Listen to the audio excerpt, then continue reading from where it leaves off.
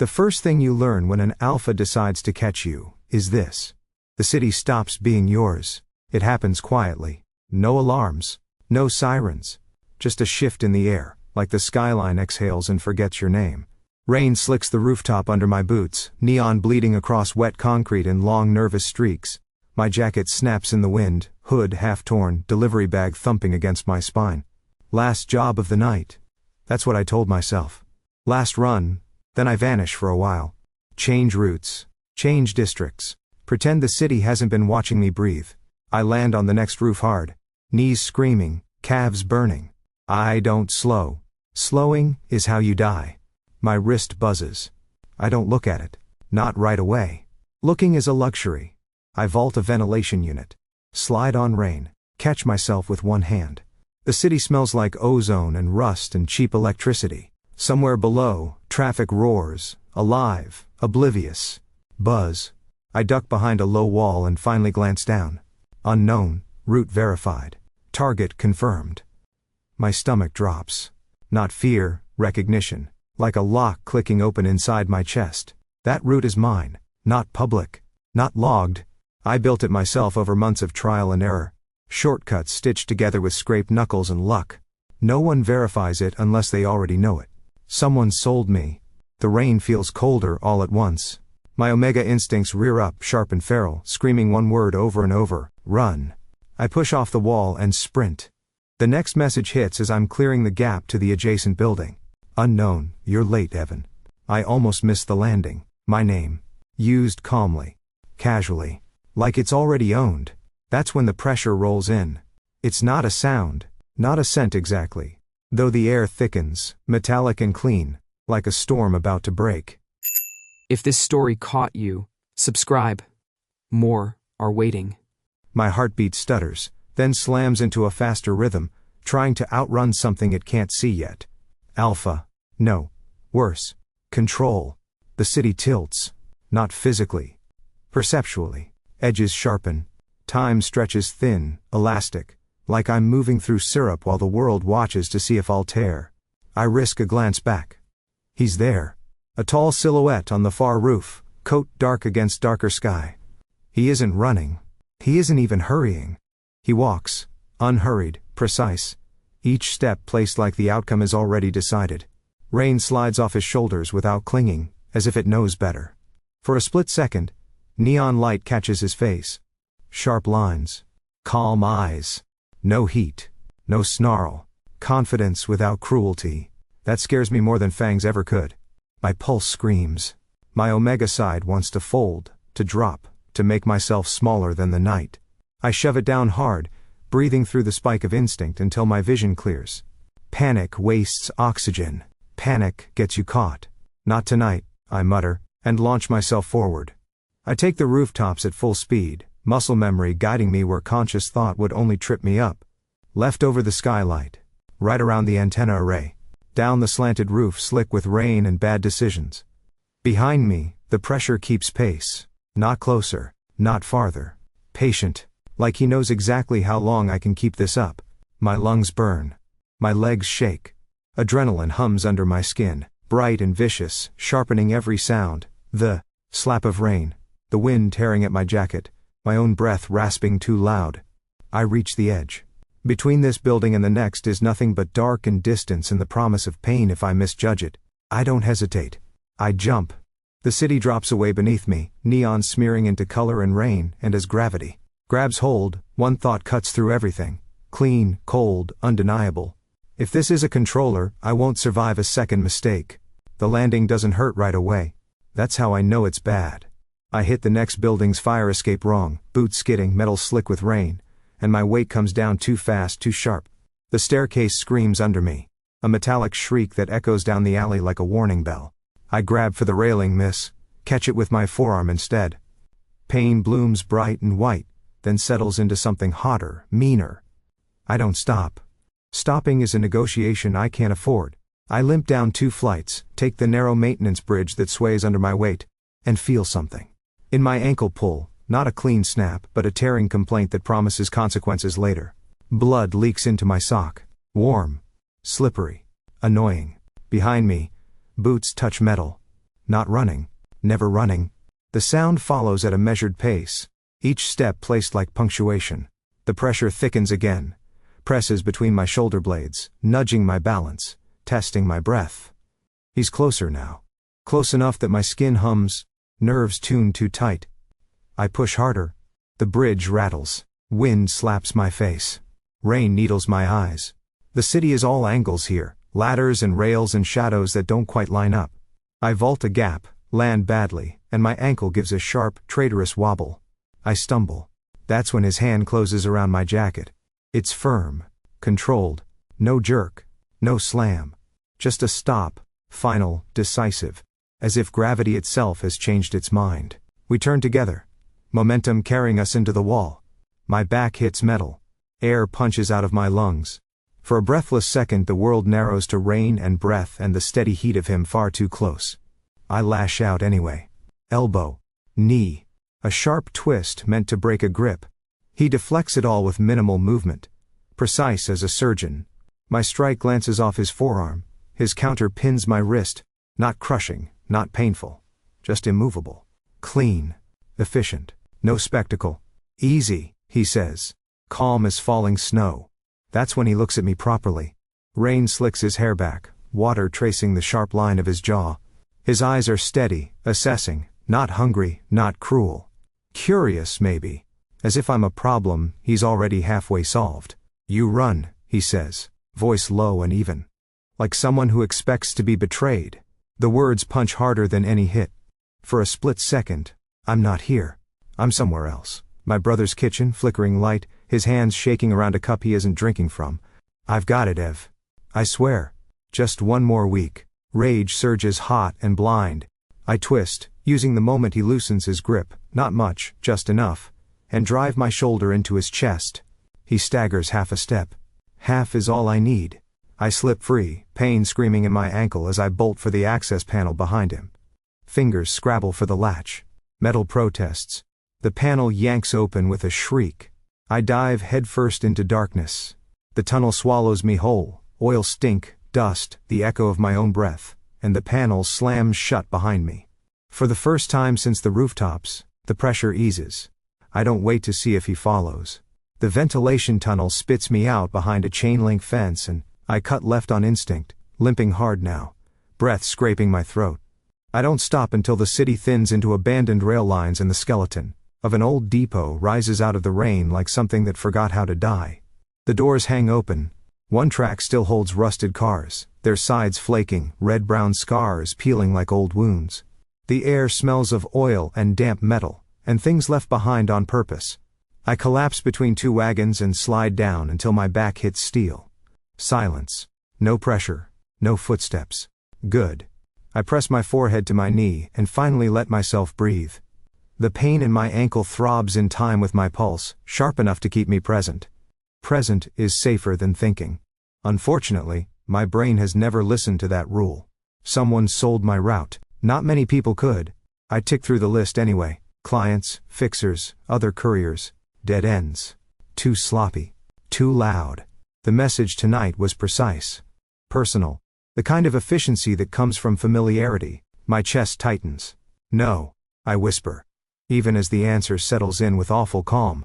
Noah. The name tastes like rust when I think it. A memory surfaces uninvited. My brother at the tiny kitchen table, shoulders slumped.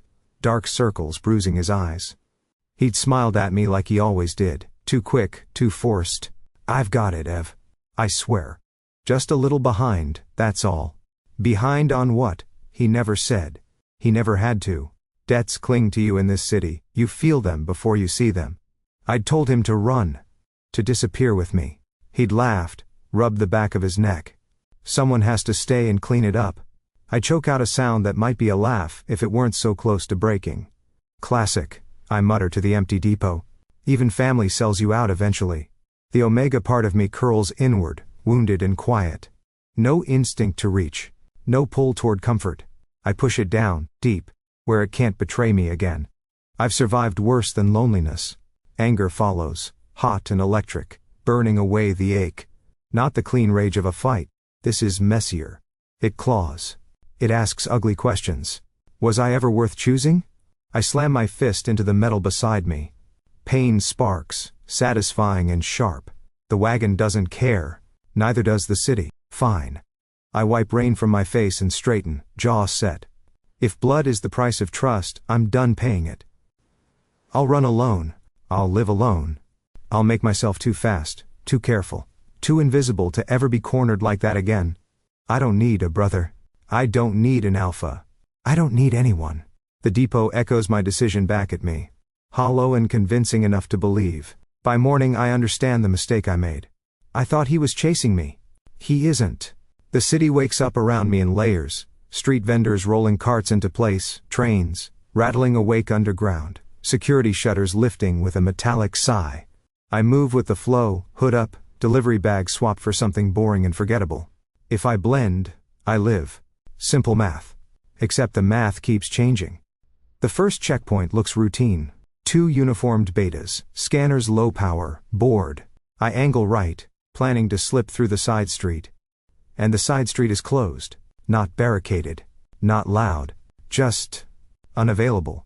A sanitation truck idles there, engine humming, driver staring straight ahead like he's forgotten how to blink. Fine. I double back, cut through a pedestrian tunnel that shouldn't be locked until night. It's locked. I stop short, heart kicking. No alarms. No warnings. Just a clean metal gate slid into place, smooth as a thought finish before I had it. I don't feel the pressure. Not yet. That's the worst part. I reroute again, faster now, irritation buzzing under my skin. Every exit I choose funnels me somewhere familiar, streets I crossed an hour ago, intersections that feel déjà vu wrong. Not trapped. Redirected. Unbelievable, I mutter. Do you come with a user manual or is this just natural talent? He never appears. He doesn't have to. I start seeing him in absence instead, in the way traffic lights change a second too early, in how a crowd subtly shifts and leaves me standing alone on the curb, in the sudden inconvenience of doors that refuse to open. It's elegant. Quiet. Control without spectacle. The pressure brushes my senses now and then. A reminder rather than a threat. Like a hand hovering near my back without touching. I grit my teeth. Respect creeps in despite myself, unwanted and persistent. Of course I think bitterly. Perfect alpha. Doesn't even need to run. I take a risk and cut across an open plaza, all glass and cameras and public space. Stupid. Desperate. The moment my foot hits the concrete, I know. He's been here. Not physically, no footsteps, no shadow. But the air feels settled, claimed. The crowd moves differently, like a current flowing around a stone. I stop walking. The pressure blooms, not crushing, just present. An acknowledgement. I don't turn around. I don't have to. So what? I say under my breath, voice tight with irritation. You gonna guide me all day, or do I get a map? No answer. Of course not. I laugh once, sharp and humorless, and move again. Because stopping is still my choice. For now. But the truth settles in, heavy and undeniable. He isn't hunting me. He's arranging me. And damn it, I hate how much I admire the craftsmanship.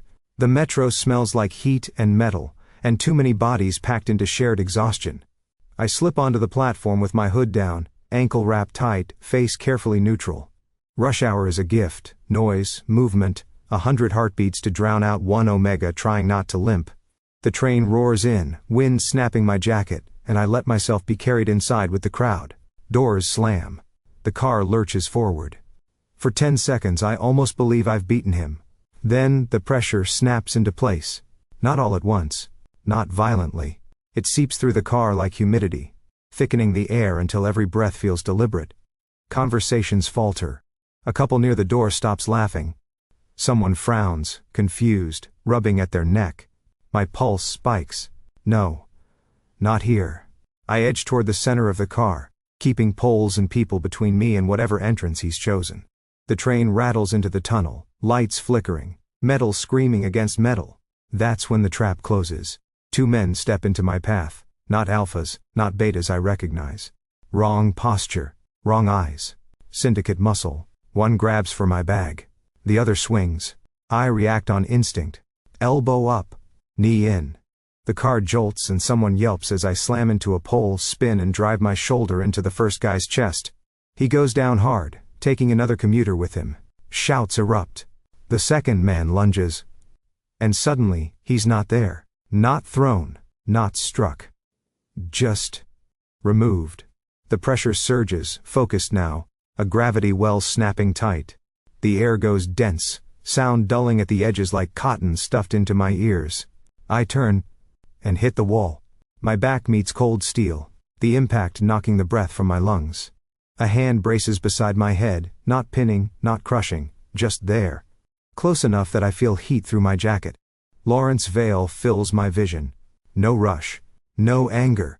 His presence alone silences the car more effectively than any shout. People avert their eyes without knowing why. The fallen man doesn't get back up.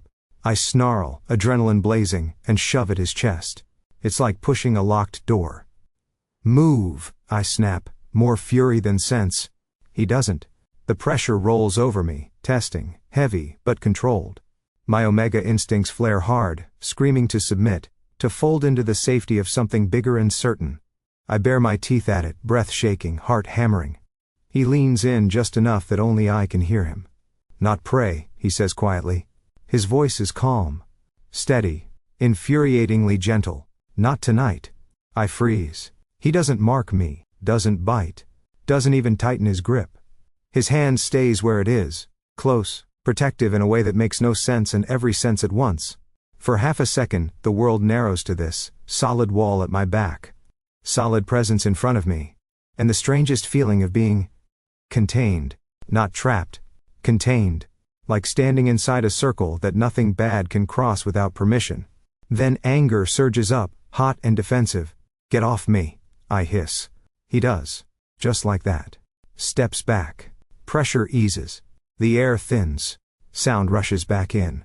Voices, alarms, the screech of brakes as the train slows into the next station. He looks at me once more, something unreadable flickering in his eyes. Then the doors open, and he's gone into the crowd. I stand there shaking, fury and confusion tangling in my chest, one hand braced against the wall where he held me. Safe. The word makes me angrier than fear ever did. The underground clinic hides behind a noodle shop that never has customers, and always smells like garlic and lies. I slip through the back after closing, ankle screaming quietly now, pain dulled to something sour and constant. The room downstairs is lit by one flickering panel, and a lamp that's seen better decades. Antiseptic hangs thick in the air, sharp enough to sting my eyes. Sit, Mara says, already snapping gloves on. Beta. Mid-40s. Permanent smirk like the world personally disappointed her. I drop onto the table and grit my teeth as she unwraps the bandage. She clicks her tongue. You run like you're allergic to staying alive, she mutters. Occupational hazard. She snorts, cleaning the wound with brisk efficiency. The sting makes my vision blur, but I welcome it. Pain is honest. Pain doesn't lie to you about intentions. So, she says casually, you finally ran into a controller. I stiffen. You don't know that? Mara raises an eyebrow. Please, I know that ankle. I've patched up half the city. That particular brand of almost dead but mysteriously not? Controller. I swallow. He didn't. I stop myself. He could've. Didn't, she finishes. Yeah. That's the interesting part. She tapes me up and leans back against the counter, arms crossed. They don't tell Omegas this because it messes with the narrative, but not all alphas play the same game. Save it, I mutter. Alpha's an alpha. Gray alphas, she corrects. Controllers. Different breed. They don't rule by teeth. They rule by structure. My jaw tightens. I picture locked streets. Closed tunnels. The way the city bent without breaking. He still hunted me, I say. She shrugs. And didn't mark you. Didn't claim you. Didn't even scare you properly, from what I hear. I bristle. I was terrified. Mara smiles thinly. You were angry. There's a difference. I hate that she's right. She watches me for a moment. Then softens, just a fraction. Look, kid, I'm not saying trust him. I'm saying if he wanted to own you, you wouldn't be sitting here complaining about my bedside manner. I scoff. So what? I should be grateful. No. She flicks a bloodied gauze into the bin. You should be cautious. Different doesn't mean safe. I slide off the table, testing my weight. It hurts. I welcome it. I don't believe in good alphas, I say. Mara meets my eyes. Good. Neither do I. I pause at the door. But, she adds, I do believe in choices. And he gave you one? I don't answer. I leave before the thought can take root. The safe house isn't safe in any official sense. It's a forgotten maintenance level under a decommissioned office block. Concrete, walls, low ceiling, one bare bulb humming like it's tired of existing. I picked it because it's quiet. Because nothing here echoes unless you want it to. I'm halfway through rewrapping my ankle when the pressure settles into the room. Not crashing. Not sharp. Familiar. I freeze, breath held. Knife already in my hand before I consciously decide to grab it. You're limping worse, a voice says from the doorway. I don't jump. I don't turn. My pulse spikes anyway. Congratulations, I say tightly. You found me. Do you want applause or blood? Neither answer comes. He steps inside slowly, hands visible, coat unbuttoned. The light catches his face, softer here, shadows blunting the sharp edges I remember from the rooftops and the train. Laurence Vale. The name surfaces without permission, dredged up from whispers and half-heard warnings. Controllers have names like weapons. They don't hide them. You don't need the knife, he says. I'm not here to take you. I laugh, short and ugly. That's a new one. He stops several feet away, out of reach. On purpose. The pressure stays muted, respectful, like he's holding something back with both hands. I could have caught you hours ago, he says evenly. You know that. Then, why didn't you? The question tears out of me before I can stop it. His gaze flickers. Not away, just inward. Calculating. Because you were never the target. The words land wrong. Slide sideways in my head. I turn then, knife forgotten, anger flashing hot. Don't play games with me. I'm not. He takes another step then stops again. Your brother is. My chest tightens like someone cinched a wire around my ribs. No, I say. He sold me. He traded himself, Laurence corrects gently. So you could keep running. The room tilts.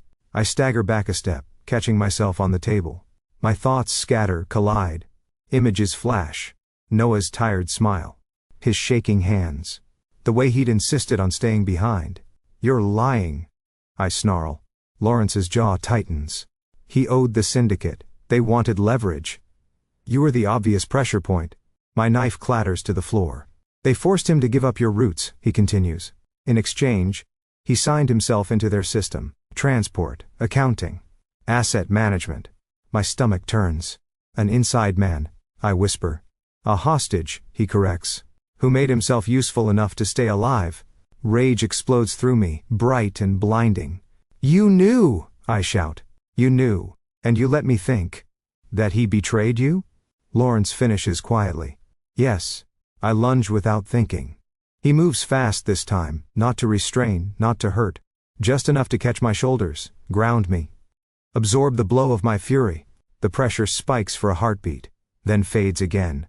You needed to keep running, he says, voice low but steady. If you'd known the truth, you would have gone after him. Of course I would have. I'm shaking now, vision blurred. He's my brother. And you would have been killed, Laurence says simply. This way they think they control you. I sag back, strength draining out of me all at once. The world I built in my head, the villain, the betrayal, the certainty, fractures into useless shards. You used me, I whisper. Yes, he says, and doesn't flinch from it. And I kept you alive. The silence stretches, heavy and fragile. Finally he steps back. Gives me space.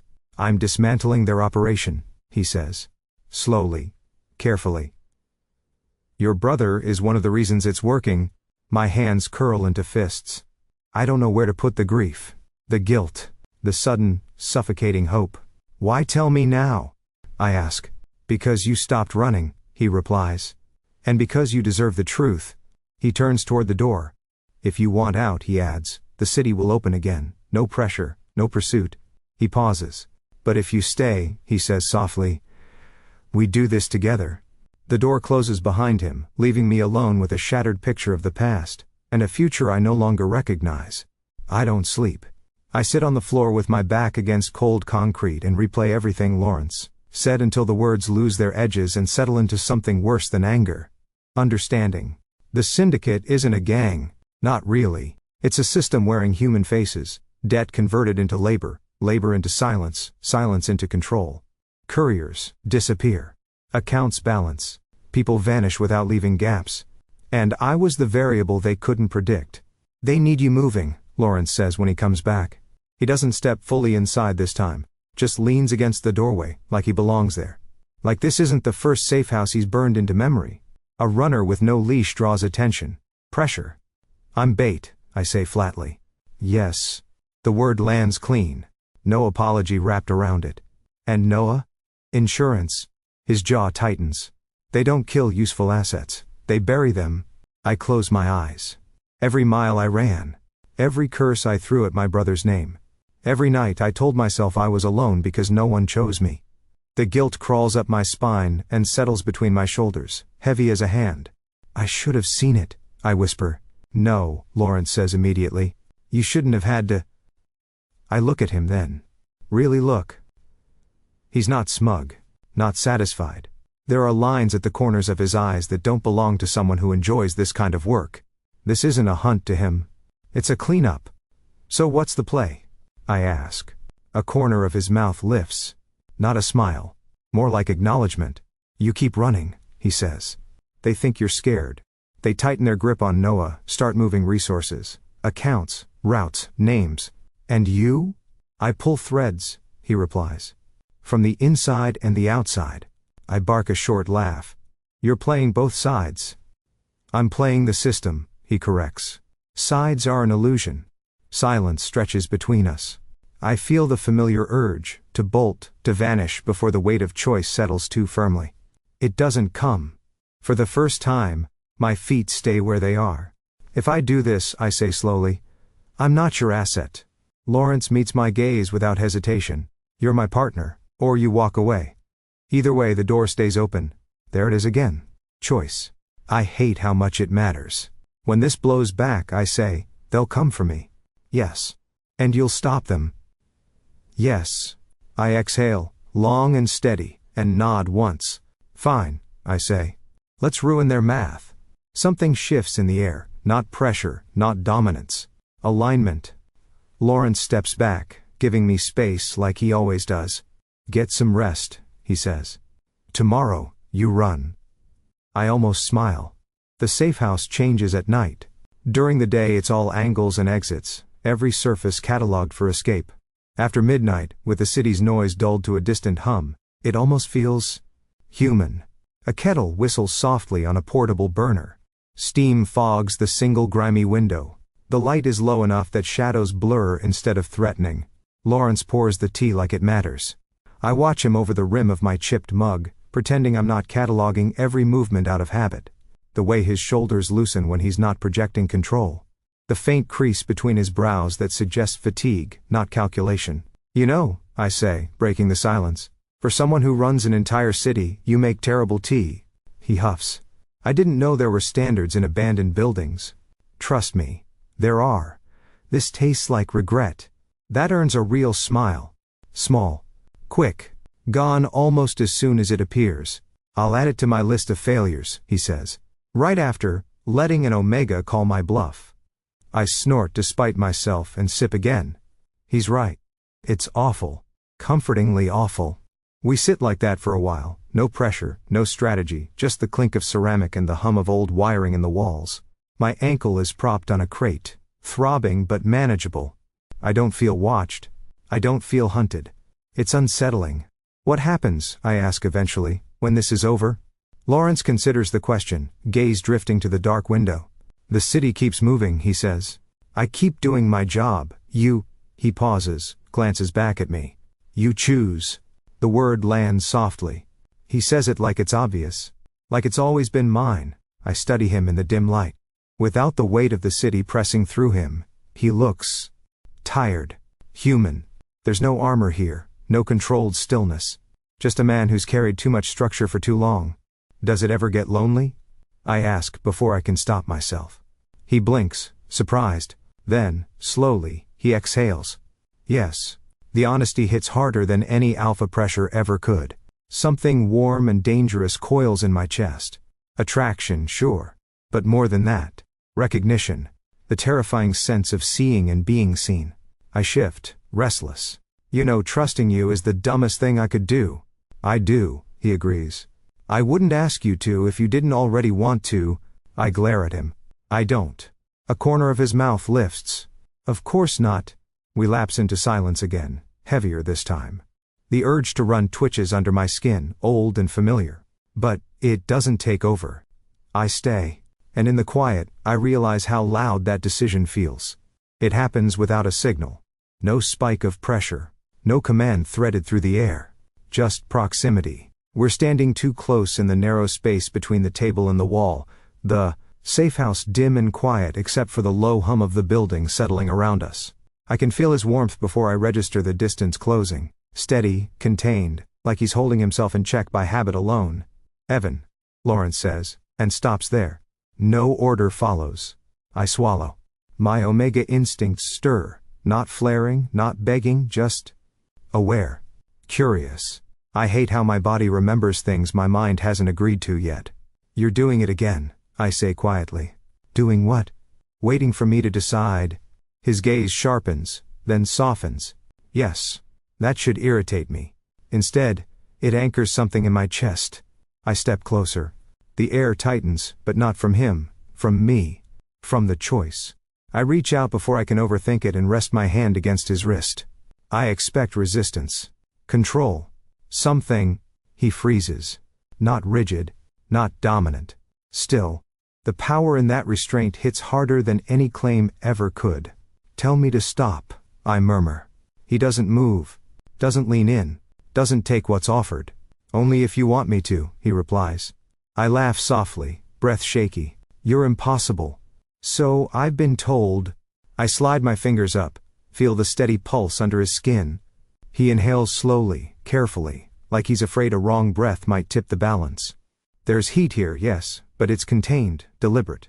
I step into his space fully this time. Our foreheads almost touch. For a moment, nothing exists but the quiet between us. Then he steps back. Just one pace. Enough to break contact. Enough to return the space to me. My hand falls to my side, tingling. You don't owe me anything, he says, voice low and even. Not closeness, not trust. Not tonight. The control in the room shifts, away from him, back to me. I breathe out slowly, surprised by the steadiness of it. The urge to chase doesn't come. Neither does the panic of being denied. Instead, there's a quiet certainty. Good, I say. Because if I stay, it's on my terms. He inclines his head. Not a bow. Not submission. Acknowledgement. The station is older than the city pretends to remember. Concrete arches sweat moisture. Old signage flickers between destinations that no longer exist. Trains still pass through, but no one gets off here unless they know exactly why they're coming. I step onto the platform on my own. No pressure at my back. No invisible hand steering me. My ankle still aches, but it holds. Laurence watches from the upper level, just another shadow among shadows, and for the first time since this began, I don't feel like bait being thrown into water. I feel like a hook. The syndicate's people arrive in pairs and threes, pretending not to see one another. Couriers with false manifests. Accountants with burner phones. Men who believe systems protect them because systems always have, until someone understands them better. My comm vibrates once. Laurence, now. I move. I let them see me. Let panic flicker, just enough.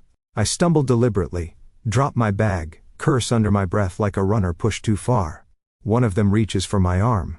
I let him. The moment his fingers close, the station changes. Lights blaze to full power. Gates slam down at both ends of the platform with a sound like judgment. Alarms don't scream, they lock. Trains reroute. Signals flip. Every exit seals clean and quiet. The city closes its fist. Laurence steps into view. Not rushing. Never rushing. The pressure rolls out from him now, not crushing, not violent. Precise.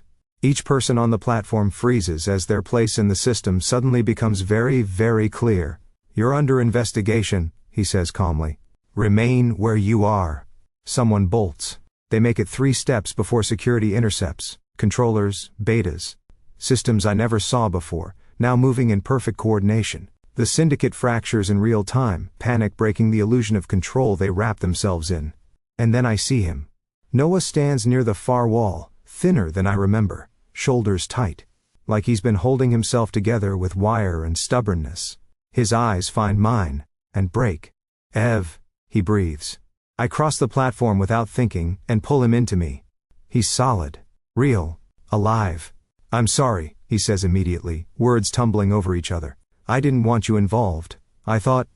I know, I say, voice rough. I know. Laurence approaches but stops a respectful distance away, giving us space like it matters. Like it always has. They're done, he says to Noah. You're clear. Noah laughs weakly, disbelief shaking through him. That's it? That's it, Laurence confirms. As officers lead the remaining syndicate members away, the station exhales. The pressure fades. The city unlocks. Noah grips my arm. You stayed, he says quietly. I nod. This time, yeah. I glance toward Laurence. He meets my gaze. Not possessive, not expectant. Just there. The trap is broken. And for the first time, so is the chase. The exit is there. Wide. Unlocked. Obvious in a way that feels almost unreal. Daylight spills down the concrete steps at the far end of the corridor, washing the station's shadows into something harmless. The city hums beyond it. Cars, voices, life continuing like nothing monumental just ended beneath its feet. Laurence stands a few paces behind me. Not blocking the way. Not watching for weakness. Just present. I take a step toward the stairs, then stop. Old instincts twitch, waiting for the familiar weight of command, the subtle tightening of air that would push me forward or pull me back. Nothing happens. He says nothing. The silence stretches, fragile and deliberate. I turn around slowly. Is this the part where you tell me what comes next? I ask, keeping my voice light even as something tight coils in my chest. Laurence meets my gaze, expression unreadable. There's no pressure now, no alpha edge to lean on. If he's holding anything back, it's only expectation. There is no next, he says at last. Not from me. I laugh softly. You're serious? Yes. I search his face for tricks, for leverage I might have missed. There's none. He looks tired, relieved maybe. Like someone who finished a job and refuses to take the reward. You could make this easier, I say. One word, one step closer. I could, he agrees. And I won't. The realization hits me harder than any chase ever did. He's letting me go. Not as a test. Not as strategy. As a truth. I turn back toward the exit. Sunlight warms my face.